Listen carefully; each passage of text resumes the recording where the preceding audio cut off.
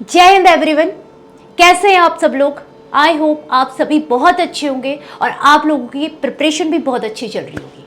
अब जैसे कि हमारे एग्जाम को बहुत कम दिन बचे हैं और बच्चे बार बार एक ही क्वेश्चन पूछ रहे हैं, मैम साइंस सेक्शन को कैसे कवर करें। तो भाई सबका एक कॉमन क्वेश्चन है, साइंस को कैसे कवर करें, क्योंकि अब टाइम कम है और साइंस का पोर्शन भी ज़्यादा है और वेटेज भी अच्छा खासा है, हर एक सेक्शन इंपॉर्टेंट है, तो साइंस को कैसे कवर करें। तो देखो, अब हम यहाँ पर स्ट्रैटेजी लेके आएंगे कि हम 45 डेज में साइंस को कैसे कवर कर सकते हैं। तो सबसे पहले हमें समझना पड़ेगा साइंस सेक्शन में हमारे लिए सबसे इंपॉर्टेंट यानी सबसे ज्यादा क्वेश्चन किस पोर्शन से आते हैं। तो भाई सबसे ज्यादा क्वेश्चन जो हमारे आते हैं वो फिजिक्स से आते हैं, देन केमिस्ट्री से आते हैं और फिर बायोलॉजी से आते हैं। बट देखो सिंपल बात है भाई, एग्जाम दे रहे हैं हम यूपीएससी का, ये प्रेडिक्टेबल नहीं है कि इतना ही क्वेश्चन आएगा, बट एक एवरेज लेके चलते हैं। तो एवरेज जो हमारा रहता है फिजिक्स का 21 से 22, ये 25 क्वेश्चन तक भी जा सकता है, ऐसा जरूरी नहीं है कि 21 से 22 ही हो। Same chemistry 19 to 20 and biology 8 to 9। अब देखो बात ये होती है कि जनरली ज्यादातर बच्चे साइंस बैकग्राउंड के होते हैं, उन्होंने साइंस पढ़ी होती है, उन्हें साइंस में इतनी दिक्कत आती नहीं है और थोड़ा सा ओवर कॉन्फिडेंट हो जाते हैं कि भाई साइंस तो हम कर ही लेंगे और साइंस करना भूल जाते हैं, मैथ्स में ही रह जाते हैं या अदर सब्जेक्ट्स में रह जाते हैं, जीएस वगैरह में, और सोचते हैं कि हम साइंस कवर कर लेंगे, साइंस तो हो जाएगी। लेकिन अब टाइम आ गया है, हमें साइंस को कवर करने की बहुत ज़्यादा ज़रूरत है। अब कैसे हमारी स्ट्रैटेजी होनी चाहिए, क्या हमारे इंपॉर्टेंट टॉपिक है, कैसे हम कवर करें।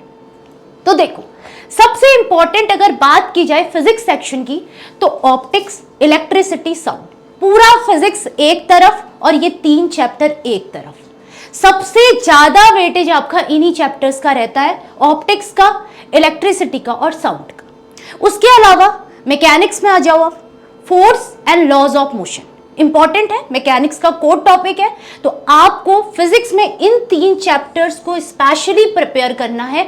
अगर आपकी फिजिक्स वीक भी है, फिर भी आप ज्यादा सब्जेक्ट पे या ज्यादा टॉपिक्स पे आप कॉन्सेंट्रेट नहीं कर पा रहे हो, तो आप इन 3 चैप्टर्स को अच्छे से पढ़ के ले जाओ। 14 to 15 क्वेश्चंस या 12 से 13 क्वेश्चन आपके यहाँ पे कवर हो जाएंगे। अगले आते हैं हम केमिस्ट्री में। भाई केमिस्ट्री का आपका जो सेक्शन रहता है वो फिजिक्स के कंपैरिजन में इजी रहता है।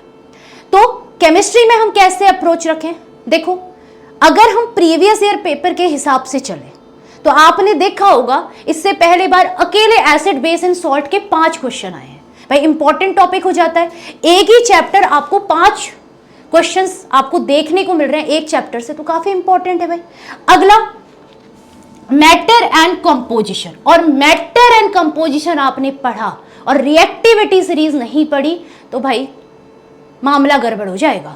रिएक्टिविटी सीरीज तो आपको मुंह पे रटी होनी चाहिए, इतनी इंपॉर्टेंट है भाई। रिएक्टिविटी सीरीज से क्वेश्चन बहुत ही आते हैं, अलग अलग फॉर्म में आते हैं, रिएक्शन के फॉर्म में डायरेक्ट क्वेश्चन पूछ लिए जाते हैं, तो रिएक्टिविटी सीरीज बहुत ज्यादा इंपॉर्टेंट है।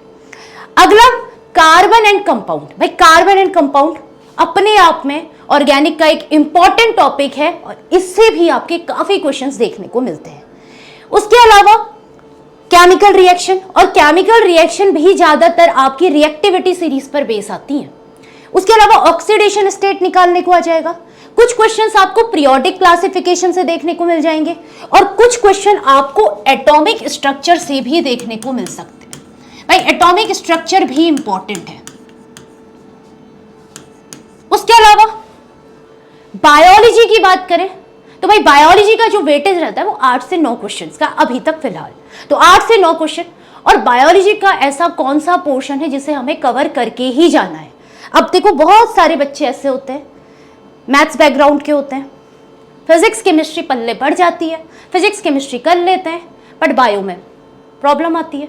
अब बायो को कैसे कवर करना है, तो भाई देखो अगर दिक्कत आ रही है कोई दिक्कत नहीं है, दिक्कत आएगी, दिक्कत का काम है आना, तो भाई हम क्या करेंगे, हम कुछ टॉपिक पकड़ेंगे जिसमें आपका सबसे इंपॉर्टेंट टॉपिक है सेल एंड टिश्यूज। भाई सेल एंड टिश्यूज के हर बार आपके क्वेश्चन आते हैं और इम्पॉर्टेंट भी है, प्लस इंटरेस्टिंग भी है, ठीक है। उसके बाद देखो ह्यूमन एनाटॉमी और मॉर्फोलॉजी, बड़े बड़े शब्द लग रहे हैं, इतनी बड़ी बड़ी लैंग्वेज में जाना नहीं है। पढ़ना क्या है, अपने बारे में पढ़ना है भाई।